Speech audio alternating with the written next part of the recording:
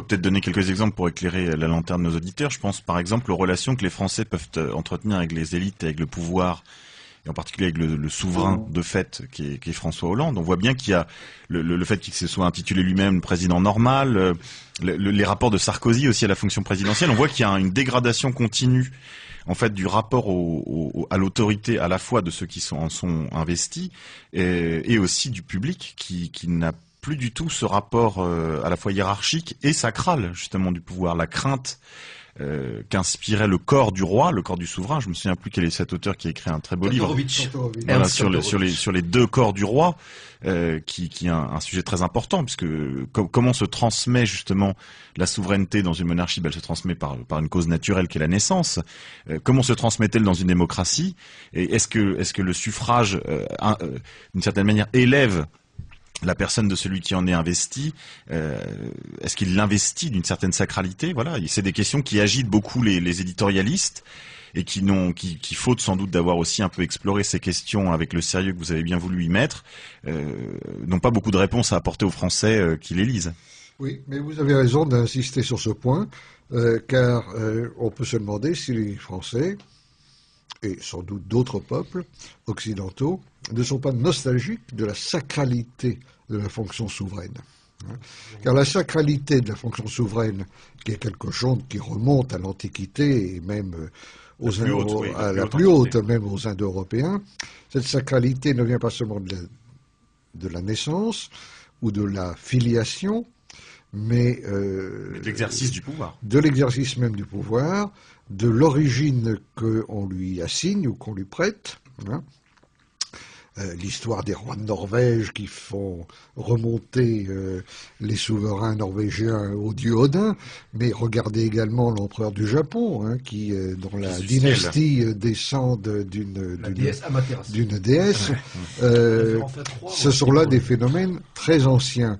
La tendance actuelle dans les pays occidentaux est plutôt de désacraliser le pouvoir politique, mais ce n'est pas ce que veulent les gens. Les gens ont la nostalgie, au contraire, je ne dirais pas de la monarchie, mais d'une certaine sacralité. Lorsque les hommes politiques, et particulièrement les chefs d'État, font tout pour leur démontrer qu'ils sont comme eux, ils savent bien que ce n'est pas vrai, d'abord parce que c'est pas eux qui ont le pouvoir, et ensuite parce que ils pensent que la fonction non seulement crée l'organe, mais également sécrète ces formes de sacralité.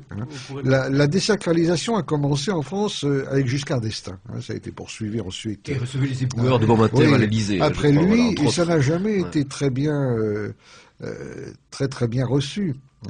Alors, en même temps, il y a d'autres phénomènes, comme ceux que vous citiez. Il y a aussi le fait que les religions, je pense notamment là à l'Église catholique, ont à faire face aujourd'hui à un phénomène très important, qui est une conséquence lointaine de la sécularisation, qui est la privatisation de la foi. À partir du moment, évidemment, où il y a séparation de l'Église et de l'État, et ce qui implique que les instances religieuses n'ont plus le droit et n'ont plus d'ailleurs les moyens d'assigner à la société globale ces valeurs de référence, eh bien, la foi devient en quelque sorte une opinion parmi d'autres. Et la pratique religieuse est rabattue complètement sur la sphère privée. Et on peut très bien arriver. Ce qui ne veut pas dire, d'ailleurs, qu'il y a moins de croyants. C'est pas ça le problème. Comme le montre bien Marcel Gauchet, on peut très bien imaginer une société où 95% de la population et pratique ardemment une religion, mais où cette religion n'est plus ce qui inspire à cette société globale ses valeurs. Or, la privatisation de la foi est incontestablement ressentie aujourd'hui par l'Église catholique comme une menace, et c'est la raison pour laquelle l'Église cherche à retrouver, je dirais, une certaine visibilité dans l'espace public. Et de quelle manière? Précisément en se posant soit en autorité morale, soit en experte en humanité. Et c'est ce qui explique qu'à la faveur des discussions sur des sujets qu'on appelle aujourd'hui sociétaux, l'Église reprennent autant de vigueur. Je crois que les manifestations de masse auxquelles on a assisté à propos du mariage homosexuel, les polémiques auxquelles on va assister dans l'avenir, dans les mois ou les années qui viennent, à propos de l'eugénisme, de l'euthanasie, de la gestation pour autrui, toutes ces choses-là, où les chrétiens vont intervenir en tant que tels, s'inscrit dans une tactique, le mot chez moi n'est pas du tout péjoratif, dans une tactique délibérée de l'Église de reprendre pied à l'intérieur de la société en se réaménageant une visibilité de l'ordre public afin de réagir contre une privatisation de la foi qui la menace à terme. Olivier, Alain Benoît m'a volé la parole, mais en quelques heures, mais ce n'est pas grave, mais je voulais me parler parce que vous citez Régis Debray dans l'article introductif et sur ses réflexions sur la communion. Et c'est vrai que le problème du sacré aujourd'hui, notamment pour les églises traditionnelles, je pense aux églises catholiques et à la concurrence des églises protestantes, on a l'impression que certaines personnes ne sont pas forcément en recherche de sacré, mais plutôt de communion, de fusion, et de communion-fusion, quand on voit notamment ces big church aux États-Unis ou l'organisation de JMJ, qui ressemble davantage à je suis désolé, des concerts de rock'n'roll ou à des gay pride, qui a un rapport au sacré tel que pouvaient le vivre soit nos ancêtres très lointains, soit nos ancêtres récents dans les messes traditionnelles.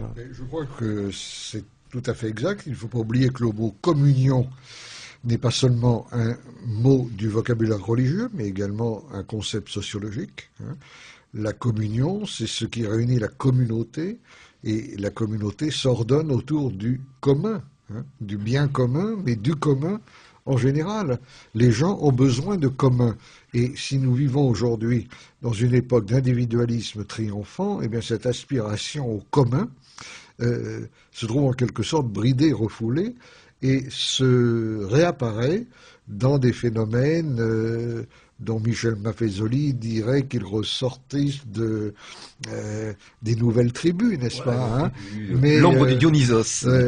Oui, c'est l'ombre de Dionysos, mais ça peut aller de la Gay Pride au JMJ, en passant par les rassemblements de rollers, ou les... plutôt penser à Festivus de Philippe Muret. Mais également à des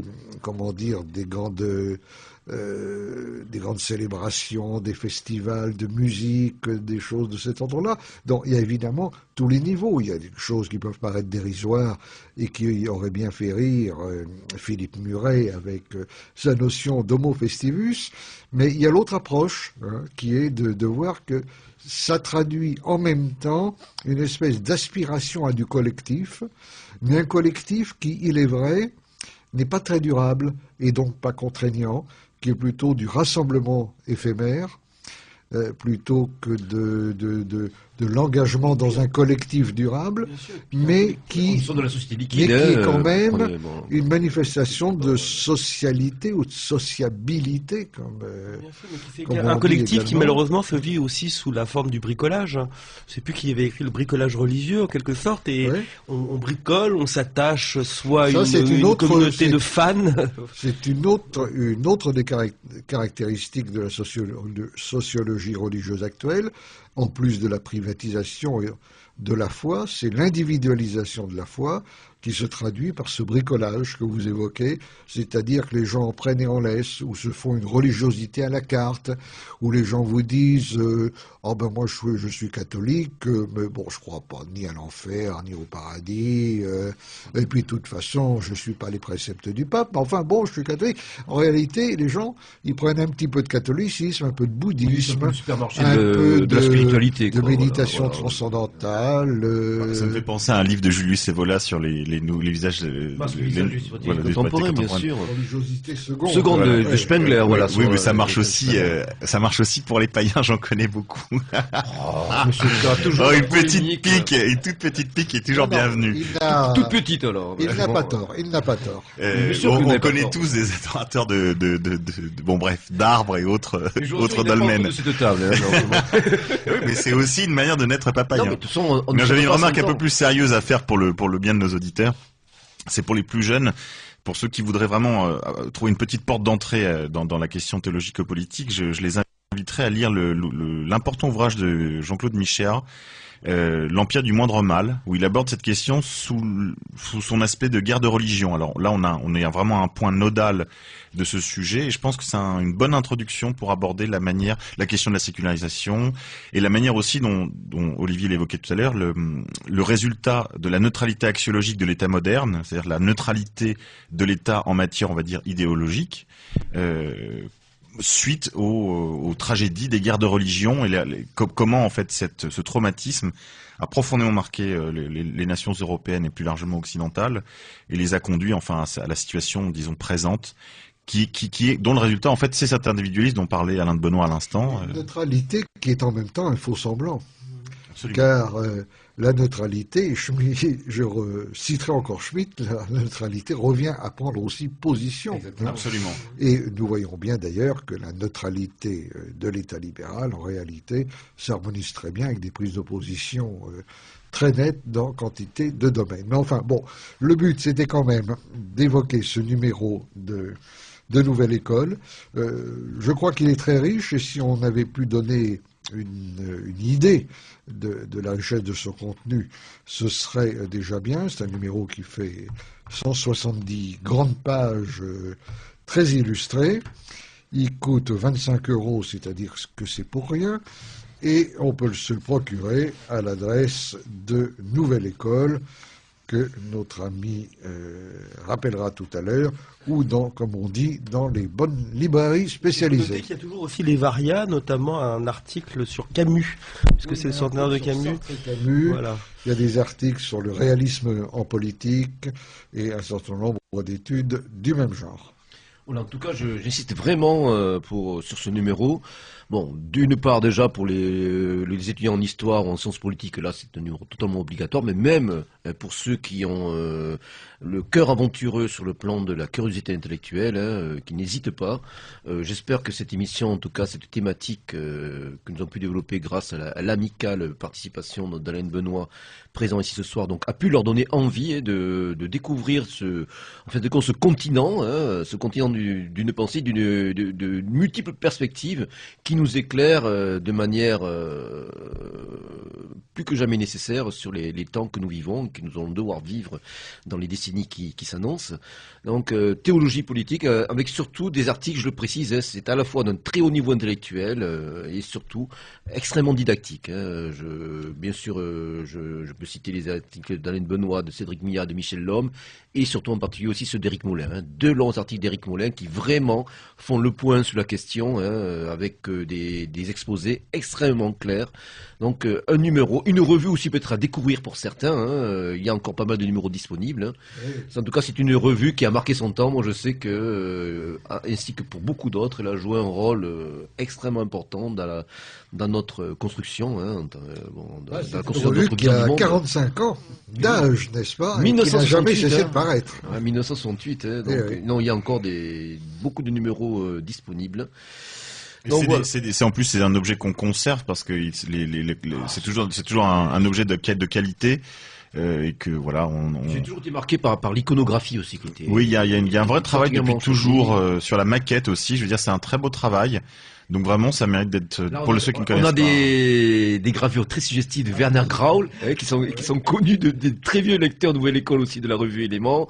On a toujours les magnifiques portraits d'Eric Heidenkopf, que connaissent aussi les vieux lecteurs des publications du Grèce et de la Nouvelle Droite. Donc Théologie politique numéro 62, année 2013, pour la modique somme qu'on a rappelé notre invité de 25 €, et pour laquelle aussi il est recommandé de s'abonner. Je rappelle qu'une revue vise surtout par ses abonnés. Je précise d'ores et déjà, mon cher Alain, l'adresse. Donc 242 boulevard Voltaire, 75 011 Paris, donc c'est l'adresse postale. L'abonnement est de 50 €, si je ne m'abuse. 50 €. 50 €. Deux numéros. Pour 2 numéros, voilà. C'est une adresse postale uniquement.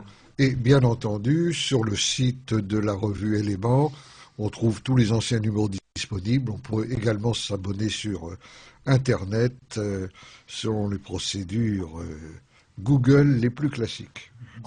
Les plus classiques, je veux dire. Alors bon, dernière pause musicale avant de terminer cette émission sur les traditionnelles chroniques et éventuellement sur les derniers mots de nos invités. Alors il s'agit d'un album que j'ai acheté tout à l'heure, hein, qui est sorti il y a quelques mois, d'un groupe que connaissent nos auditeurs. Hein, on a souvent diffusé nombre de leurs compositions à cette antenne. Il s'agit de nos camarades milanais de Camerata Mediolanense. Donc toujours dans le style martial et néo-médiéval. Donc dernier album intitulé Virtute, Honor, Bellezza, avec un morceau qui lui s'intitule Canzone all'Italia.